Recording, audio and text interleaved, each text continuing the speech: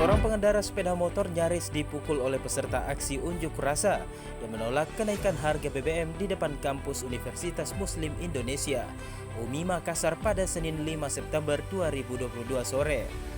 Ia nyaris dipukul setelah nekat membuka palang bambu yang digunakan mahasiswa UMI untuk memblokade Jalan Urip Sumoharjo. Pengendara pria tersebut kesal lantaran mahasiswa yang berunjuk rasa sama sekali tidak memberikan akses jalan bagi masyarakat yang melintas di Jalan Urip Sumoharjo. Sehingga ia nekat untuk membuka palang bambu tersebut karena telah lama terjebak macet dan telah memasuki waktu sholat maghrib. Akibatnya beberapa massa aksi berlari menghampiri pengendara tersebut dan nyaris dipukul. Beruntung, massa lainnya menghalaunya sehingga tak terjadi kontak fisik. Akibat unjuk rasa ini, aktivitas lalu lintas di Jalan Urip Sumoharjo tersendat. Kendaraan mengular di sepanjang jalan tersebut.